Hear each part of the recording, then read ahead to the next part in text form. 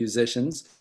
Today's class, we have a series, guys, called Q Classes, and this is a series we're kind of lightly entitling Have You Ever Listened To? So today it would be, Middle Eastern influenced classical music, maybe. Have you ever listened to this? And do you know what's going on?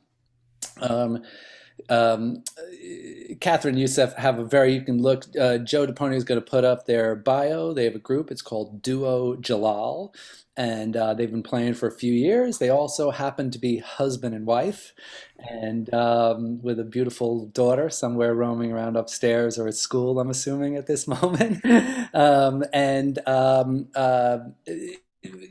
Originally, when I approached Youssef, I just wanted him to talk. I mean, he's an expert in Middle Eastern music, and when I was thinking about this series, a lot of you guys in the class wanted to find out a little bit about some world music and have a discussion. And I thought for this semester, an easy way to do it is just to bring in artists. So I had asked Youssef if he would talk about Middle Eastern music a little more, in this case, a little bit more abstractly, but he certainly is capable of answering questions.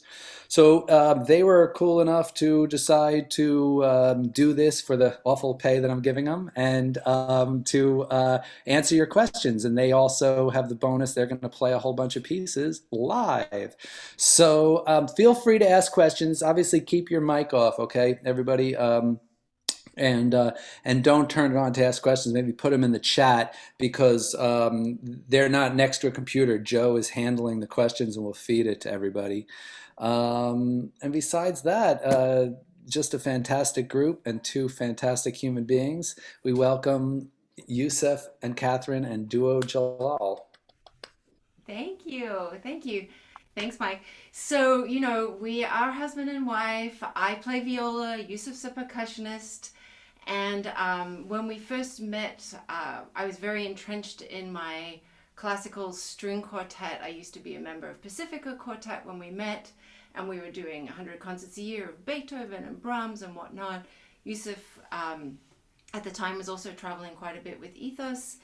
And when we got married, we were still doing our separate things, and someone offered to write us a piece of music as a duo, and we thought, well, that's very cute. Thank you so much. And then we had so much fun, we decided to keep going with it. We really enjoyed the meeting of these two worlds with percussion and viola together. And so we went to the task of commissioning people and arranging. Since this is a world influence class, world music sort of influence class, we have put together a little program of more of our world music, but it's not all we play. We also play commissions and more classical music in that way. But we have decided to pick. We're going to start with Indian. We're going to then go to Middle East, Jewish klezmer, Mongolia, Chinese music, and then a little West African, and if we have time, Italian. So we've got a nice little program set up for you today. Did you want to tell them what you're going to play? Sure, I'll tell you a little bit about the first piece. It's called Joy, and it's by Shirish Corday. And I just got a cold call once from Shirish Corday. He's a composer, and he teaches up at Holy Cross. And he said, introduced himself, and he said, I have this piece, and it's for violin and tabla. It's basically a concerto with orchestra. He said, but I think it'll really work well for the duo. And so my mind went, how are we going to sound like an orchestra and soloists all at the same time? And he said, well, it's based on this piece by this group called Shakti and a guitarist named John McLaughlin. And that really piqued my interest right away. Like I was basically in, because that's one of my favorite groups of all time. So John McLaughlin is an English guitarist, a jazz guitarist. And in the 70s, he started collaborating with some Indian musicians.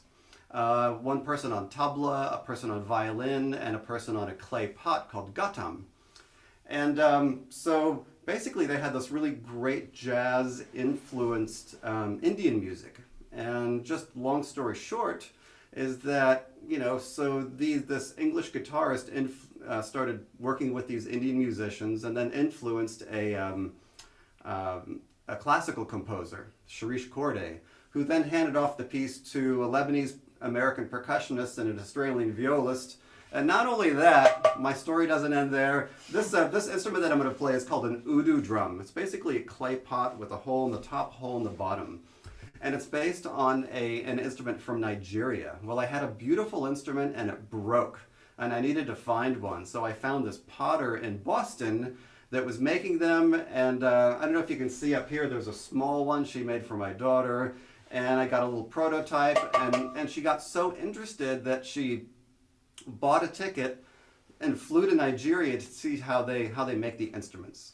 So we're musicians. We're always used to collaborating with different cultures, and but the story goes from an English guitarist to Indian musicians to a classical composer to us to a woman in Boston and to Nigeria. So it has this really nice feeling to it with a lot of these different cultures put together.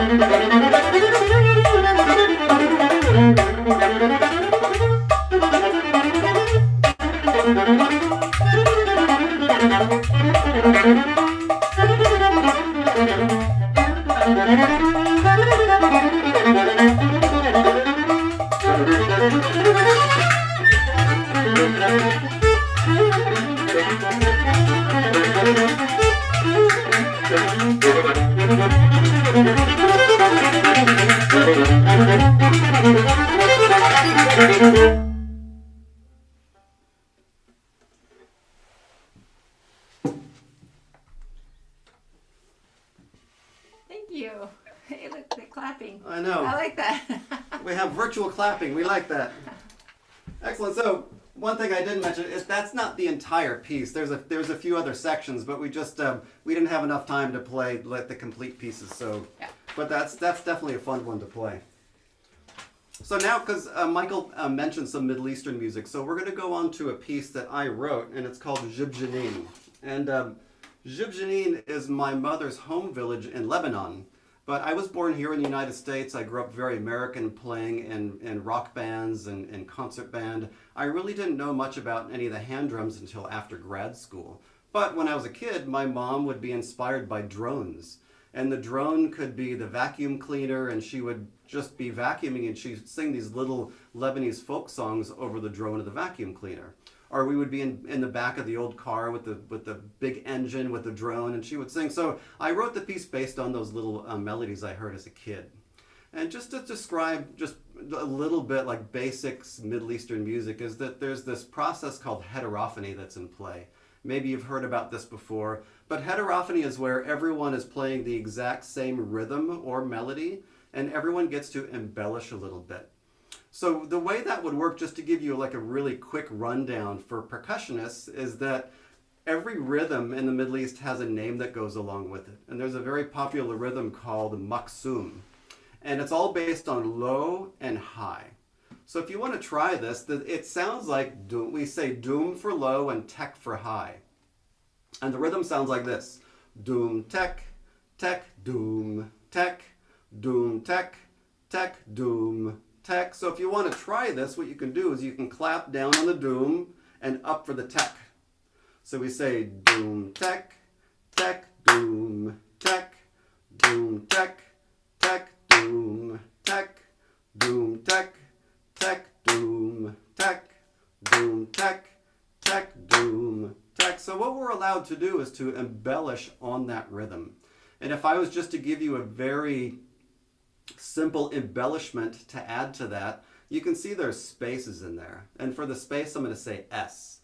Doom, tek, S, tek, doom, S, tek, S. So what we would do is try to, first of all, fill up those spaces. So what I'm going to do is I'm going to put a little double clap on the S. I'm going to say doom, tek, S, tek, doom, S, tek, S. Doom, tek, S, tek, doom, S, tek, S. Doom, tek, S, tek, doom, S, tek, S. So to realize that, just to show you how that works, try to not knock over my tea, I'm going to get out, this is a Middle Eastern instrument called the rick. And what I'll do is I'll play the main pattern here, doom, tek, tek, doom, tek. And I'll play the embellishment in the left hand, so those little double claps, doom, tek, tek, doom, tek, doom, tek, S, tek, doom, S, tek, S, doom, tek, S, tek, doom, S, tek, S. So as long as we have this doom, tek, tek, doom, tek, we can kind of play around with it.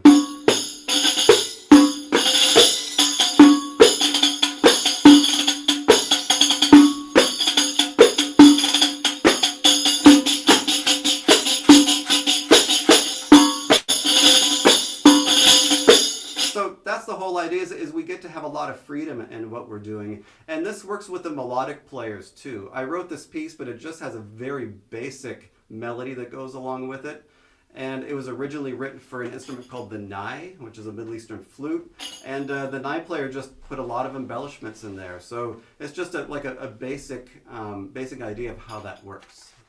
And as a string player, you know, with this particular duo, I get to be lots of different instruments. So in Joy, I was trying to be, you know, I saw a picture of Indian musicians, and I've seen videos of Indian musicians, and they often have their instrument down here, and it's very relaxed, and then that one particularly had a lot of guitar solos, so I was trying to use my bow in a way that imitated that as best as I could. With Jibjanin, which is the piece that Yousif wrote that we're going to play for you now, I tried very much to incorporate a lot of air in my sound. So instead of having this beautiful, classical, that kind of direct sound, I've tried to be very airy with it and a little bit more soltasto, right?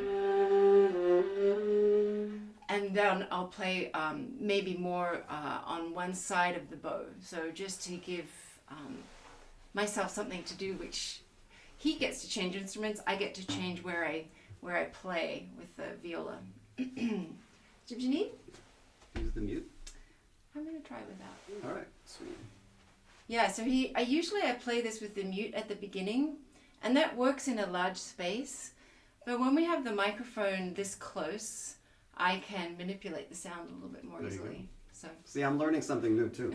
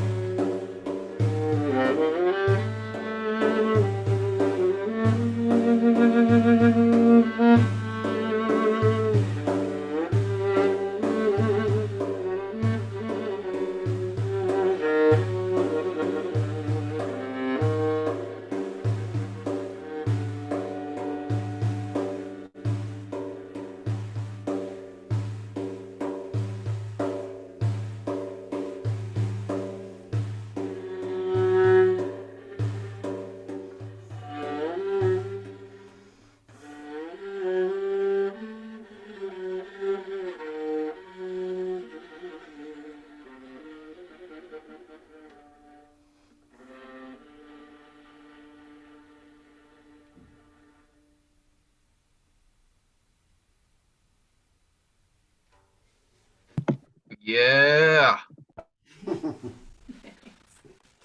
If anyone is interested, we actually have the sheet music for this. So the entire melodic part is written out, and we have it in treble clef and alto clef. Yeah.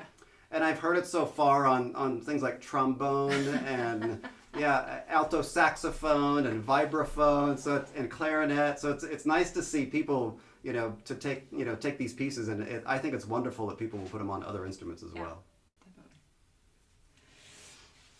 So now we're going to move on to a piece by David Krakauer. He's a clarinetist that is very well known not only for playing classical music, but for his band Klezmer Madness. And I was working with David several summers ago in Colorado at a music festival, and duoJalal was starting up at that moment, and I decided to ask him if he wanted to write us a piece or if he had something. And he immediately thought of this piece that we're about to play called Klezmer à la Bachet.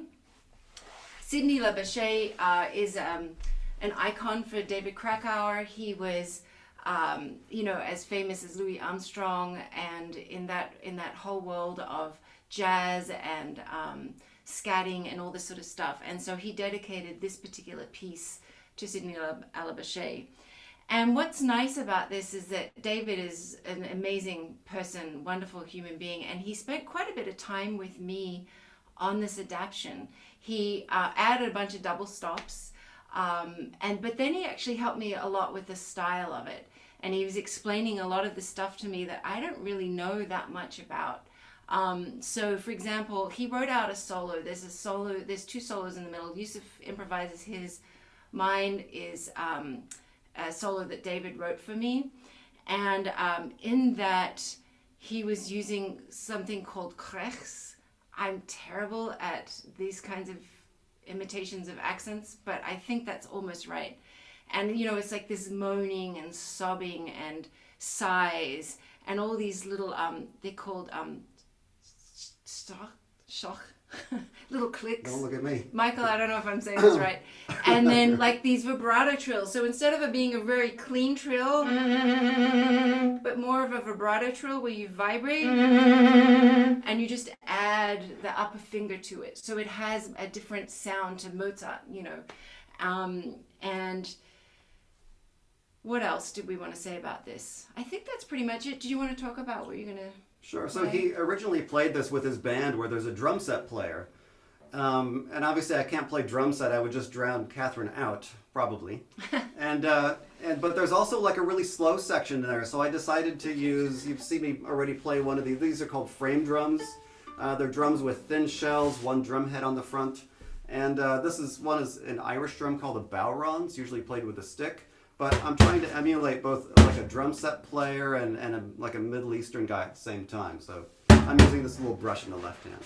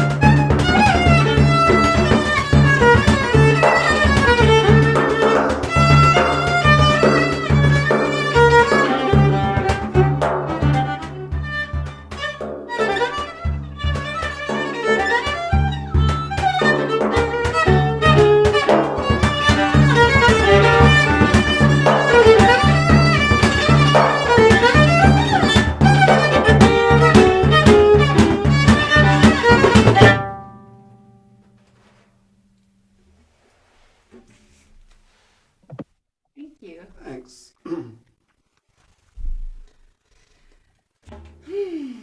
Thank you. All right, so now we move to, after that, drum roll please. Drum fall. Well, now we move to Mongolia. So this next piece we're going to play for you is called Summer in the High Grassland by Zhao Zhiping. And we got a hold of this piece because it's one movement of a multi-movement work that the Silk Road Ensemble commissioned. And each stop along the Silk Road represents a different country. This one by Zhao Zhiping, they're all different composers. This one by Zhao Zhiping was based on Mongolia. And it is in its original form. It's for solo cello. It was written for Yo-Yo Ma and 3 percussionists. And when we got a hold of the music, Yousif decided to adapt the 3 percussion parts. So you probably can see he's strapped on. Should we tilt the camera down? Sure. Strapped a shaker on his foot. And so in this piece is based on the... Can you see me now still? Okay, great. This piece is inspired by the Murin Kur, which is, it's basically the national instrument of Mongolia. It's the traditional instrument recognized as this symbolic instrument. And the Murin Kur stands for horsehead fiddle. So basically it's an instrument that's played like a cello. The base of the instrument is a trapezoid, which means it's 4 sides, but 2 sides tilt in, so not all sides are equal. And it's only got 2 strings on it, and it's played with a bow. And the scroll is in the shape of a horse, or the head of a horse, I should say. So that's the direct translation of what this is. They play a lot of slides and a lot of accompanying strings to give more harmony and body to the string. And actually, if you look it up, it's really interesting. It's nothing like I can imitate other than what how I use my bow. But they actually play with their fingers underneath the strings a lot of the time, and then they get different pitches that way. That's more complicated than we need to know. It's basically TMI. But this piece is called Summer in the High Grassland. Did you want to tell them what you're going to play? Why not? So this little instrument here looks like a little toy. Is from South India. It's called a kenjira. And it's another frame drum, and it has a very loose head on it. They're usually made out of some type of animal skin, but this is like cloth with plastic in the back. So what this allows you to do is to bend the pitch. So if I'm playing, I basically only play with the right hand. So I can bend the pitch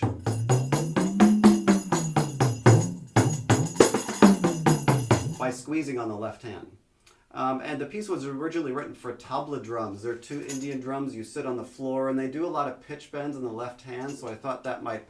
I don't play tabla, so this would be close. And there's also shakers, which was why I strapped this maraca onto my foot. I don't know if you can slip it. Yeah, I think you can hear it. So those are the two instruments.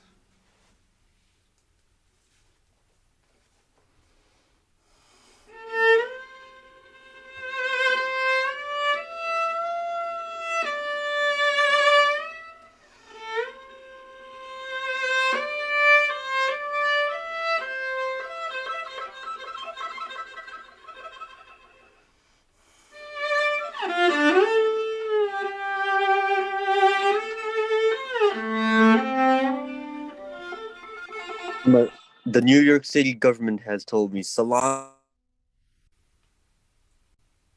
But I think someone unmuted. I'll go on.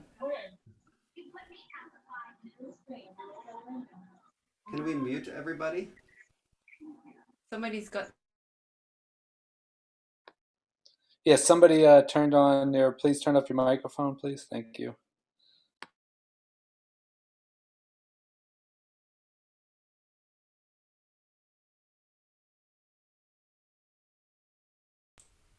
Okay, can you hear us again? Yay. Yep. Okay. Shall I go on or restart? Yeah, go on. Go on. I heard that bit already. So...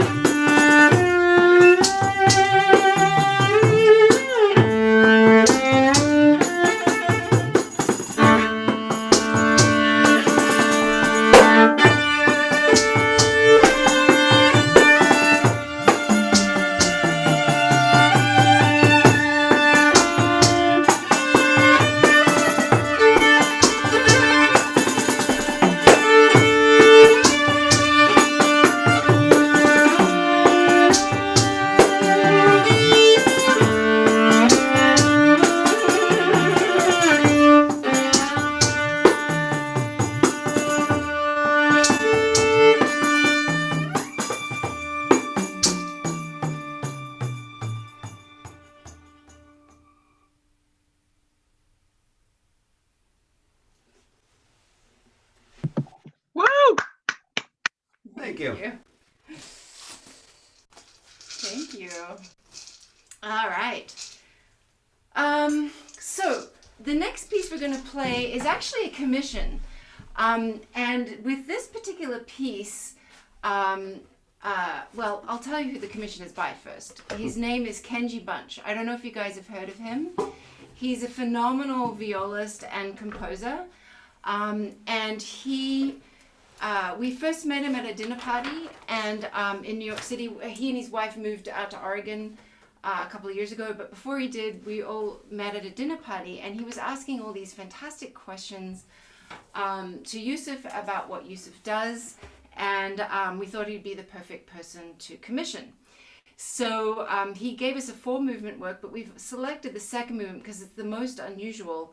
In this movement, instead of a bow, I have to play with a pick, and it was quite a challenge, and I think that's why the movement is called Found Objects. So I'm going to retune. The other thing that Kenji does a lot is scordatura tuning, which means that I have to retune my strings. So excuse me while I do that.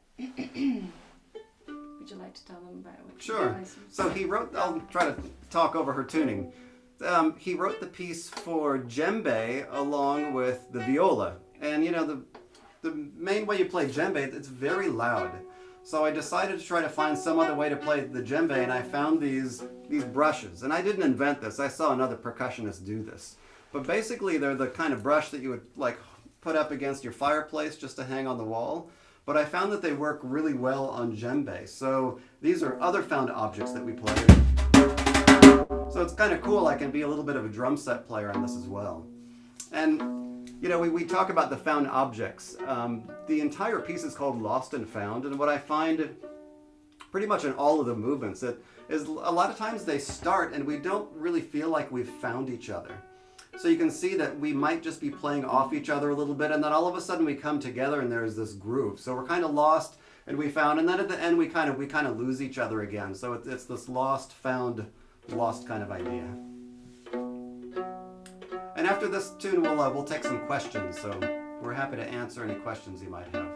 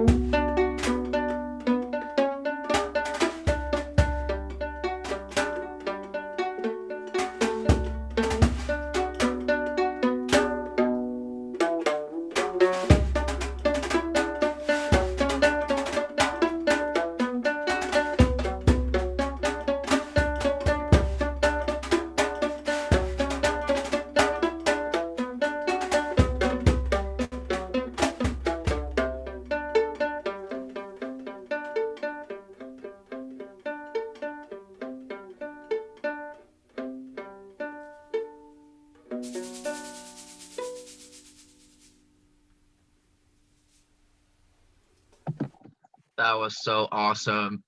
Thank you. Great. So, do you guys have any? Thank you so much. Yes, thank you. Do you guys have any questions for us?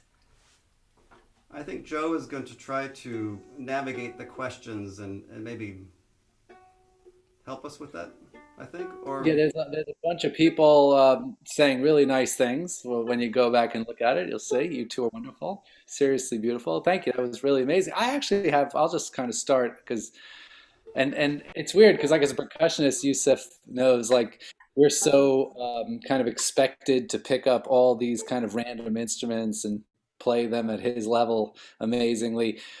But I just want to ask Kathryn because like I guess that program was really kind of like a taste of around the world rather than too deep in one thing.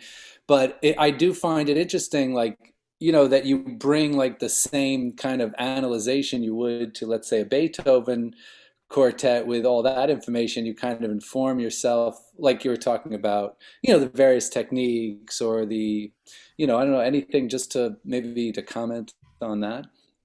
Well, I mean, honestly, the last thing I want to do is sound like a classical violist trying to sound like something else. Like I want to, so the research and the investigation, it makes it, with the internet, it's so much easier than it would have been before. So I can really navigate and listen to as much of this sort of influence as possible. And then just try to use some creative problem solving. How can I get the viola to sound as different as possible as I switch from one thing to the other? And it does help that Yusuf is switching percussion instruments because it changes our whole sound world as well. But I try to do my part. So, but yeah, I do quite a bit of listening research on this and looking up different articles about the techniques, which Yeah, helps it's a lot. funny. I guess sometimes it was like 30 years ago trying to find this. You had to listen to a recording and figure it out. Now it's like you go on YouTube and you see somebody do something.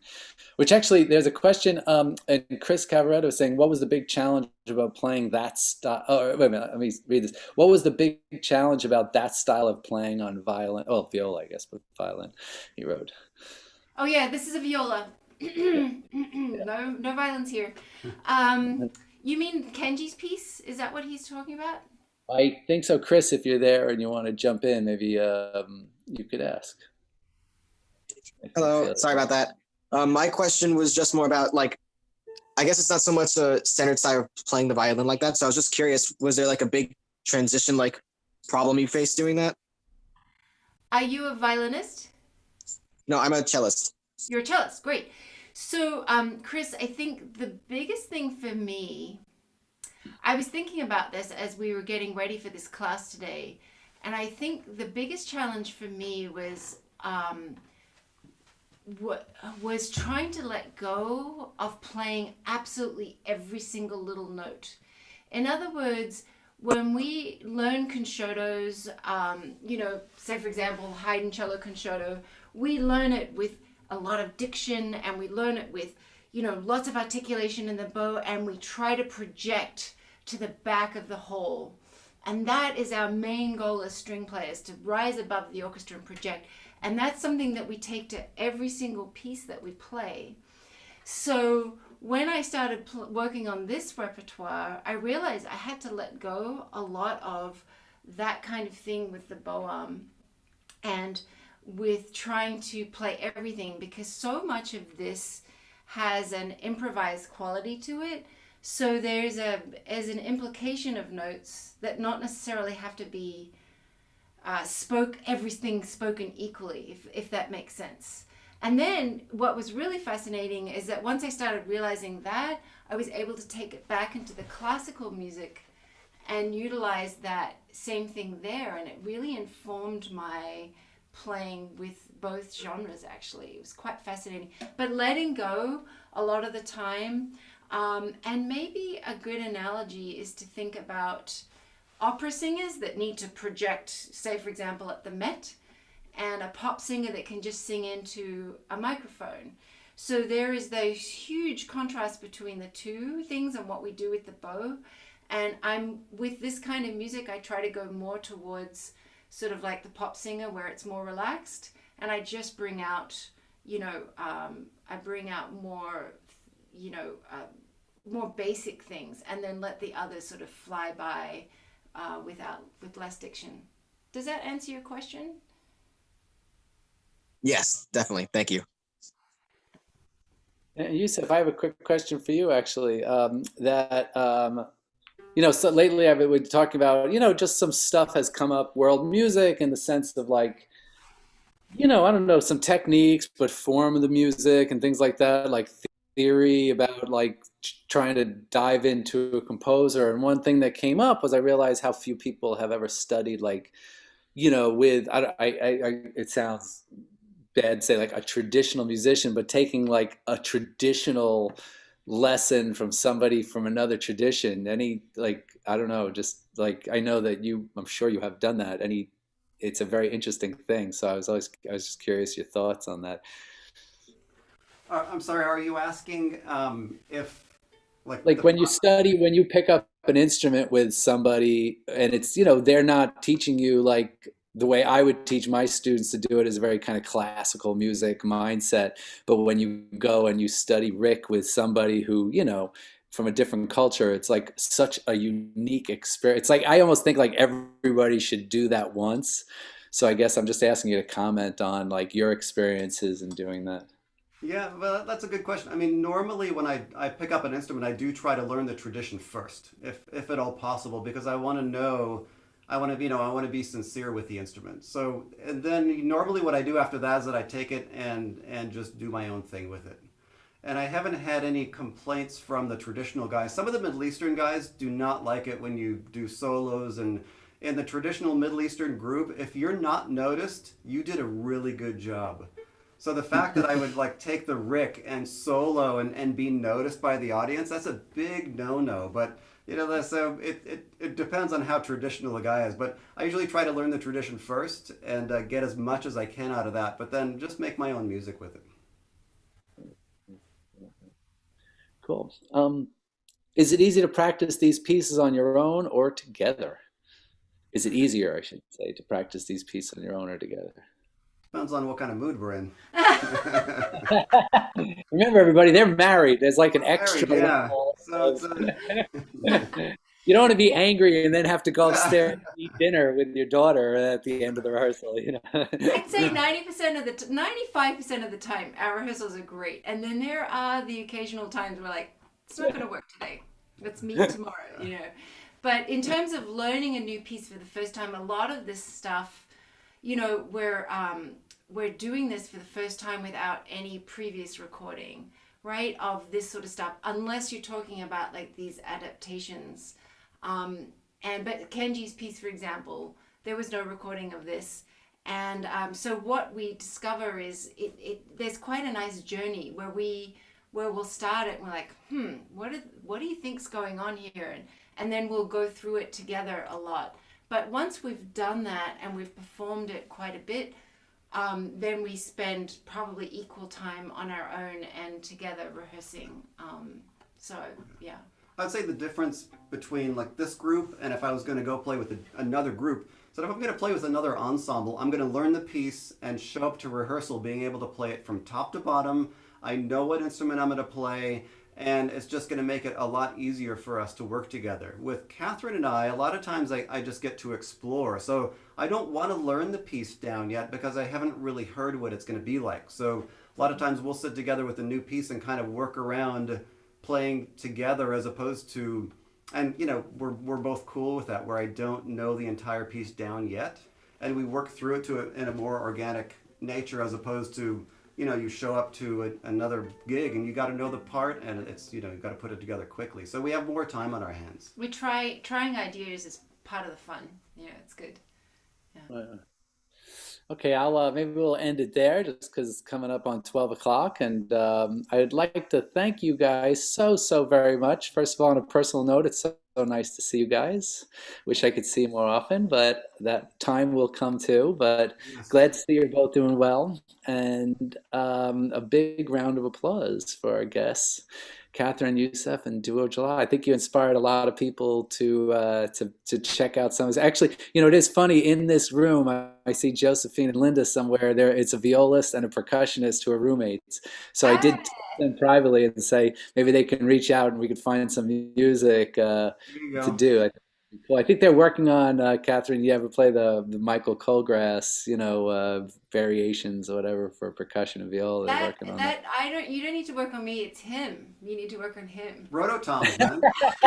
No way.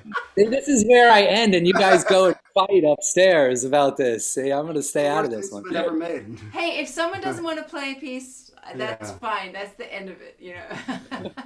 So just like one parting thing to everybody, if you have some crazy idea, like just try it. And I Yeah. always say, if we can make a viola percussion duo fly, like if you really want to do something and really like it and do what, you know, just try it. You never know what can happen with it, because this is an odd combination, but we really like it. And so if you have another idea, man, go for it. Yeah.